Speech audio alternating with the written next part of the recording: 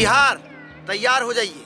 Munger Ganga bridge समेत कई योजनाओं की सौगात जनवरी महीने में आपको मिलने जा रहा है। इस वीडियो में हम आपको बताएंगे एक एक करके वो सभी परियोजनाएं जो पूरा हो चुका है और जनवरी में किसी भी दिन उसका उद्घाटन हो सकता है।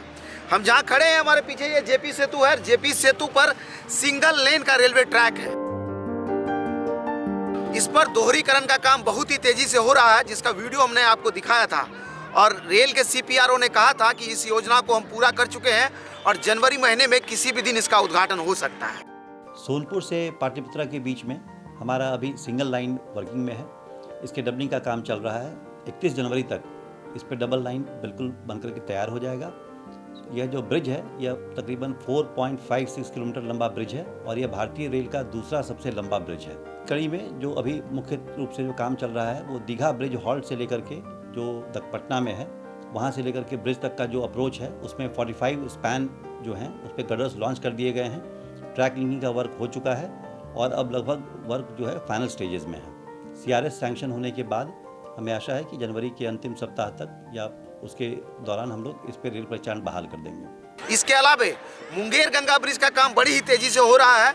आपको पता है कि उसका काम पूरा नहीं हुआ और उसके उद्घाटन को टाल दिया गया। अब 16 जनवरी को मुंगेर गंगा ब्रिज का उद्घाटन होगा और जनवरी महीने में ये दूसरा वो प्रोजेक्ट है जिसकी सौगात बिहार को मिल जाएगी।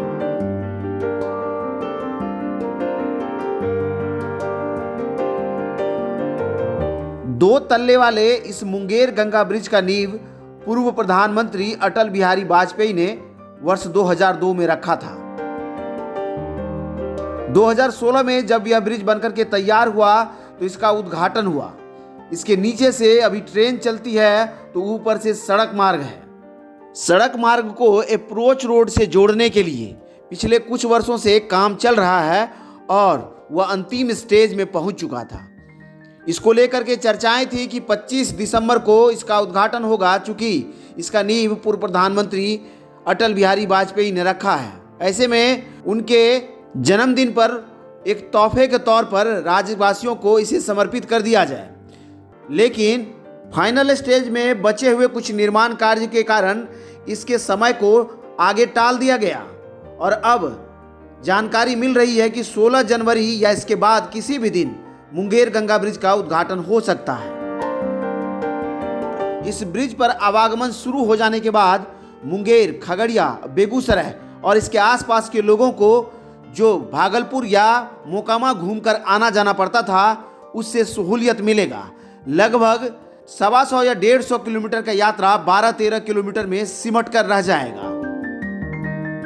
इस मुंगेर गंगा ब्रिज के अप्रोच रोड के निर्माण से संबंधित कई वीडियो हमने बनाया है और पिछले 2 सालों में इसका काम कहां से कहां तक पहुंचा है इसको चरणबद्ध तरीके से आप हमारे प्लेलिस्ट में जाकर वीडियोज को देख सकते हैं। इसके अलावा पटना के बेली रोड पर लोहिया चक्रपथ पूरी तरह से बनकर के तैयार है, जिसके उद्घाटन की तैयारियां हो रही है, रंगाई हो रहा है, लाइट्स लगाए जा रहे हैं और 15 जनवरी के बाद लोहिया पथ भी आम लोगों को समर्पित कर दिया जाएगा और आप लोहिया पथ के फाइनल कॉरिडोर पर चलने लगेंगे।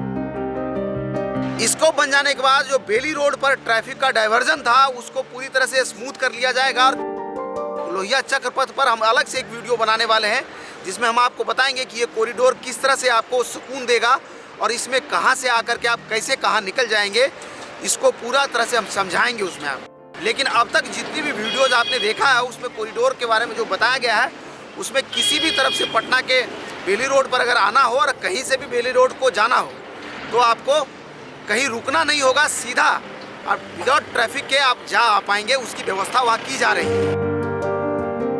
राजगीर में नेचर सफारी के ठीक बगल में बना है अपना ये जू सफारी। इसका निर्माण कार्य भी पिछले कुछ वर्ष से चल रहा था। जब नेचर सफारी का उद्घाटन हुआ था या कहिए जब ग्लास ब्रिज का उद्घाटन हुआ था उसी समय में जू सफारी को लेकर के भी बहुत चर्चाएं थी।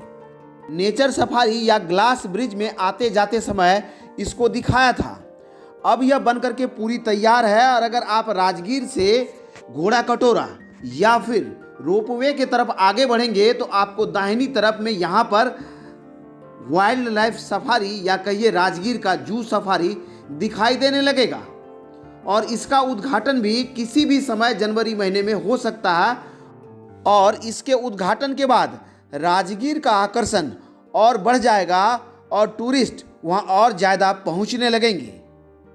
और इसका उद्घाटन भी 25 दिसंबर को होने वाला था। चूंकि खड़मास है, खड़मास में मुख्यमंत्री नीतीश कुमार कोई भी परियोजना का शुभारंभ नहीं करते, इसलिए इसके शुभारंभ को भी टाल दिया गया। और अब 16 जनवरी या 17 जनवरी को इसका भी उद्घाटन होगा और बिहार के लोग एक ऐसा जंगल सफारी का अनुभव करेंगे जहां जानवर खुले जंगल में घूम रहे होंगे और आप एक बंद बॉडी गाड़ी में उसको देख पाएंगे। यानी खुले वातावरण में जानवर घूम रहा होगा और आप बंद पिंजरे में होकर के जानवर को देखेंगे।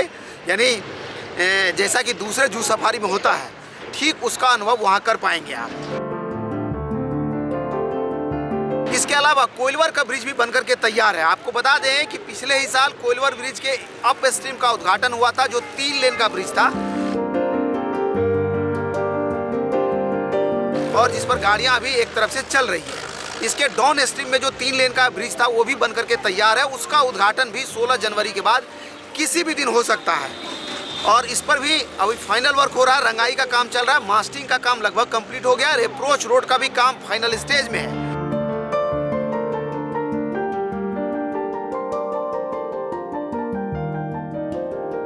एक एक करके हर कॉरिडोर का उद्घाटन जनवरी महीने में आपको देखने के लिए मिलेगा।